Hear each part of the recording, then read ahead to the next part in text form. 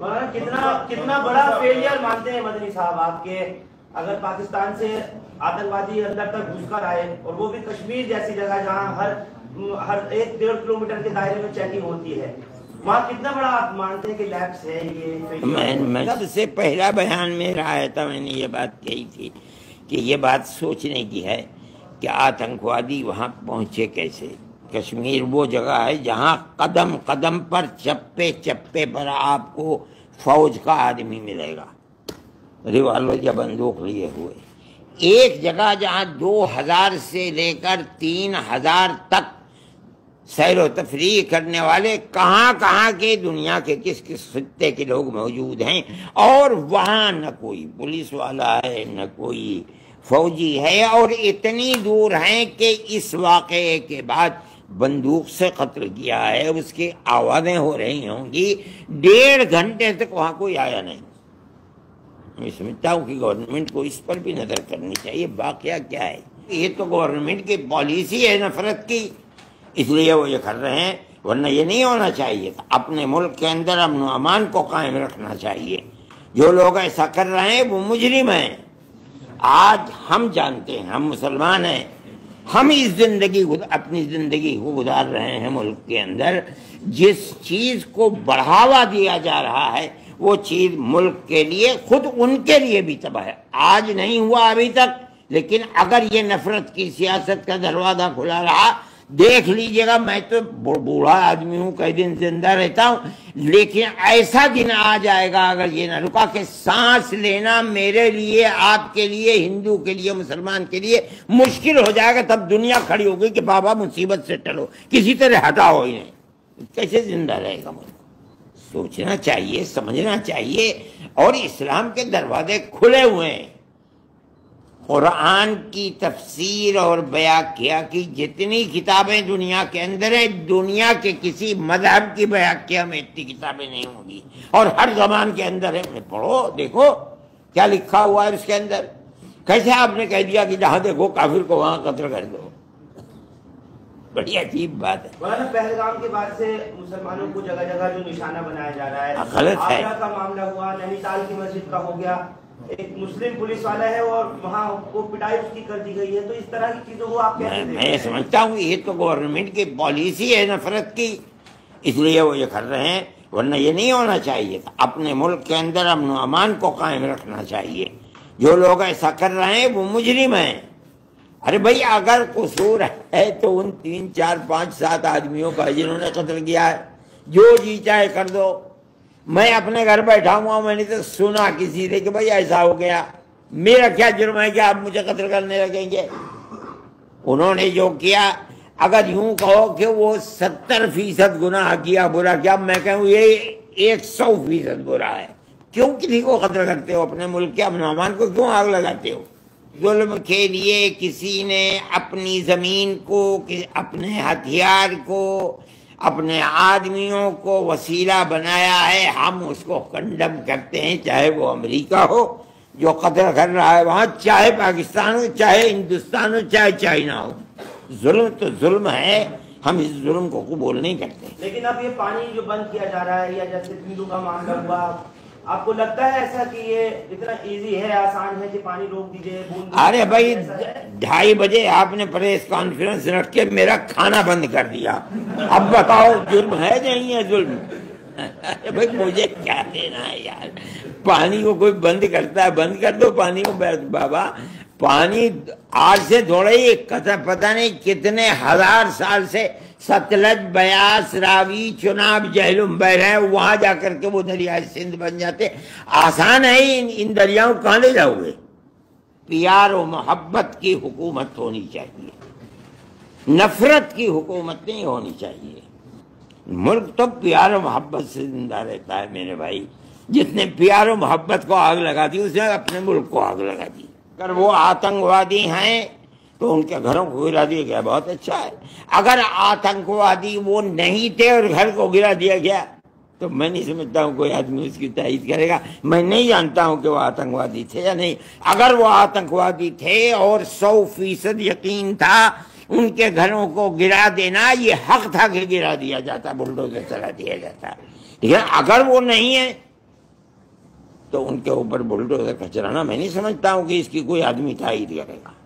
کیا ہوا یہ گورنمنٹ کا فرض ہے کہ اس کو دیکھے اور وہ جہاں سے یہ سوت پھوٹ رہا ہے اس سوت کو بند کرے، ورنہ آج ہوا ہے کل کو پھر ہو جائے گا کچھ دنوں کے بعد. تو پلوامہ جو ہوا تھا اس کا بھی آج تک نہیں پتا. میرے بھائی نہیں پتا تو مجھ سے کیا پوچھتے ہو؟ مجھے یار میں نے تھوڑا ہی کرایا تھا پلوامہ. ایک مسجد بھائی 50 مسجدیں گر گئیں اور 50 مسجدیں گریں گی. پرانے قانون کے اندر یہ ہے کہ اگر کسی شخص نے مسجد بنائی، مکان بنایا، گھر بنایا اور وہ پاکستان چلا گیا، اس کی ساری جائیداد کسٹوڈین کے اندر چلی جائے گی. لیکن اگر اس نے وقف کیا ہے تو وہ وقف محفوظ رہے گا، وہ کسٹوڈین میں نہیں جائے گا. یہ پرانا قانون ہے. اس نئی ترمیم نے اس قانون کو ختم کر دیا. اس کا مطلب ہے کہ جتنی مسجدیں بنائی ہوئی ہیں مظفر نگر کے اندر اس زمانے کی، ان سب مسجدوں کے اوپر بلڈوزر چل جائے گا. آپ ایک مسجد کرو رہے ہو، میں سمجھتا ہوں کہ 50 نہیں 100 ہزاروں مسجدیں گرا دی جائیں گی. آپ دیکھیے، انتظار کیجئے. قانون یہ اور کہا جاتا ہے، مجھے حیرت ہوتی ہے کہ آدمی کھڑے ہو کے کہتا ہے کہ ہم نے حفاظت کے لیے بنایا. ارے ظالموں، ہڑپ کرنے کے لیے بنایا، کہہ رہے ہو حفاظت کرنے کے لیے بنایا. یہ ہے قانون. آپ دیکھ لیجئے اٹھا کر کے دفعہ 108 اور 107. کل سنوائی ہے سپریم کورٹ میں. سنوائی ہے، دیکھا جائے گا کیا ہوگا. ہم سمجھتے ہیں کہ کورٹ جو فیصلے کر رہا ہے عام طریقے کے اوپر وہ فیصلے عدل و انصاف کے فیصلے ہوتے ہیں.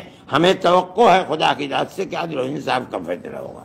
مولانا، مسلم پرسنل لا بورڈ کے ذریعے جو الگ الگ وہ لوگ پروٹیسٹ کر رہے ہیں، کالز دے رہے ہیں، اس کو آپ لگاتار سپورٹ کر رہے ہیں. میں کہتا ہوں کہ آپ صدر سے پوچھیں، جمیعت علماء کے بارے میں مجھ سے پوچھیں، میں بتاؤں گا آپ کو. جمعیت کتنا ساتھ ہے کتنا ساتھ نہیں ہے؟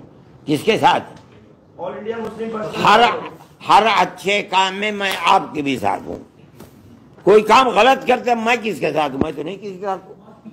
اگر غیر قانونی طریقے کے اوپر بنگلہ دیشی ہندوستان میں رہتے ہیں، وہی نہیں، ہندوستانی غیر قانونی طریقے پر سعودی عرب میں رہتا ہے، مجرم ہے، اسے نکال ہی دینا چاہیے. لیکن وہ یہ کہتے ہیں کہ ہم بنگلہ دیشی نہیں، ہم بنگالی ہیں، ہماری زبان بنگالی ہے، چلو ہم تمہیں ملا دیں گے، دکھلا دیں گے. اگر ثبوت ہے کوئی کہ یہ بنگلہ دیشی آئے تھے، ویزا لے کر کے آئے تھے، یہاں رہ گئے، گورنمنٹ کے پاس ثبوت ہے، گردن پکڑ کے دھکا دے کے نکال دو. لیکن اگر وہ بنگالی ہیں، آسامی ہیں، تریپوری ہیں اور زبان ان کی وہی ہے جو بنگلہ دیش میں بولی جاتی ہے، تو صرف زبان کی بنیاد پر، جبکہ آپ کا ملک اور وہ ملک ایک ہی پہناوا، ایک ہی زبان بولتا ہے، آپ کسی کے ہاتھ کو پکڑ کر کے بنگالی بولتا ہے لہذا بنگلہ دیشی ہے نہ کریں گے. ہم اس کے ساتھ نہیں. اگر وہ بنگلہ دیشی ہیں اور واقعتاً بنگلہ دیشی ہیں، آپ دھکا دے کے نکال دیجئے، ہمیں کیا اس سے لینا دینا ہے. یہ بھائی بڑھنے والا دنیا میں مذہب اسلام ہی ہے، اس کو کس طرح روکا جائے؟ ساری دنیا اس کے لیے اسباب فراہم کر رہے، اسلام کی اس بڑھوتری کو روکا کس طرح جائے. یہ ایک سبب ہے اس کے روکنے کا کہ اسلام امن و امان کی جگہ قتل و غارت گری پھیلاتا ہے، ورنہ اسلام نہیں کرتا یہ بات. آخر کیا بات ہے کہ جہاں کوئی معاملہ ظلم کا ہوتا ہے اسلام کی طرف لگا دیا جاتا ہے. اسلام کی تصویر کو پیش کیا جا رہا ہے کہ اسلام ایک ایسا مذہب ہے کہ جو کافر کو قتل کرنے کے لیے کہتا ہے، بلا وجہ کسی کو قتل کر دیتا ہے، دہشت گردی کی تعلیم دیتا ہے. کیوں ہے اسلام ایسا مذہب؟ بھائی کیوں نہیں ہے سکھ مذہب ایسا کیوں نہیں ہے؟ جین مذہب ایسا کیوں نہیں ہے؟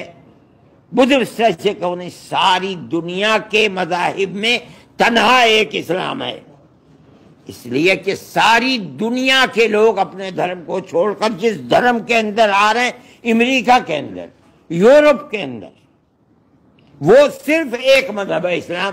ساری دنیا اس چکر میں ہے کہ اسلام کی تصویر کو اتنا خراب کر دو کہ یہ جو بڑھوتری کا سلسلہ ہے اسے ختم کر دیں. وہ بڑھوتری کا سلسلہ تو بند نہیں ہو رہا یار. میں اشتعال انگیزی کو اور لڑائی کو مسئلے کا حل نہیں سمجھتا. دیکھیے میں لرزتا ہوں جب یہ بات آتی ہے کہ دونوں ملکوں کے اندر لڑائی ہوگی. گھبراتا ہوں. دونوں ملک کی ایٹمی طاقتیں. پاکستان کا ہندوستان سے کوئی مقابلہ نہیں ہے. اگر وہ یہ محسوس کرے گا جنگ ہو جائے اور جنگ میں یہ محسوس کرے گا کہ میں ختم ہو رہا ہوں تو مرتا کیا نہ کرتا. مجھے اس وقت سے ڈر لگتا ہے. اس لیے میں جنگ کا مخالف ہوں. لیکن کرنے والوں کو شوق ہے بھائی جو جی چاہے کر لو. میرے ہاتھ میں تو ایک ریوالور بھی نہیں ہے, تن کا بھی نہیں ہے جس سے آپ کے ہاتھ میں ریوالور ہے. توپ ہے, آپ مار لو توپ اٹھا کر کے. لیکن حل نہیں ہے. اور کتنی جنگیں پاکستان کی ہو چکے ہیں یہ بتائیے کیا حل نکلا علاوہ بربادی کی کوئی چیز ہے؟ جس دن جنگ ہوگی ہندوستان کے پیسے کی قیمت زمین پہ آ جائے گی. میں نہیں سمجھتا ہوں. میں اس دن سے ڈرتا ہوں اور خدا سے دعا کرتا ہوں کہ اے اللہ جنگ نہ ہو ورنہ تباہی آئے گی ملک کے اندر. میں جانتا نہیں ہوں یہ آپ کہہ رہے ہیں, میں آپ کی تصدیق کرتا ہوں. آ سکتا ہے کھڑے ہو سکتے ہیں وہ, لیکن حماس جن حالات سے گزر رہا ہے وہ بھی دنیا کے سامنے ہے. کس طرح امریکہ کے بنے ہوئے بم سے کس طرح بمباری حماس کے اوپر اور فلسطینیوں کے اوپر ہو رہی ہے, یہ بھی ساری دنیا کے ساتھ ہے.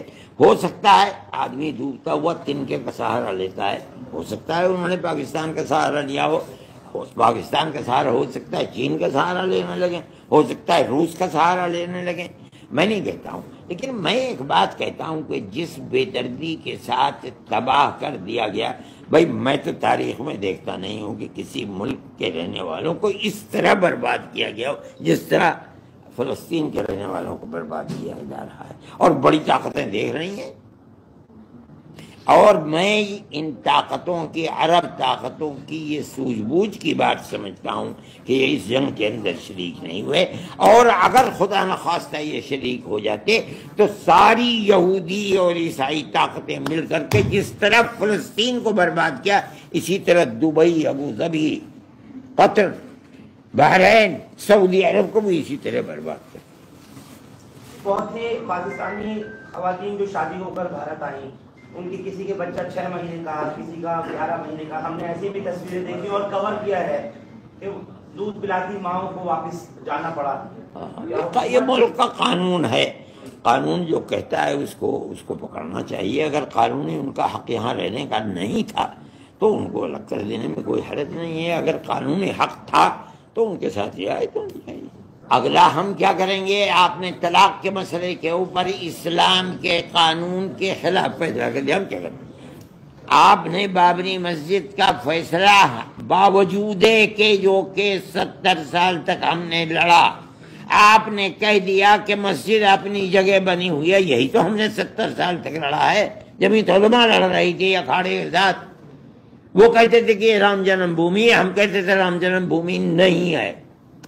سپریم کورٹ کہہ رہا ہے رام جنم بھومی نہیں ہے, اپنی جگہ مسجد بنی ہوئی ہے. اس کے باوجود آپ نے بابری مسجد دے دیا کھاڑے کو.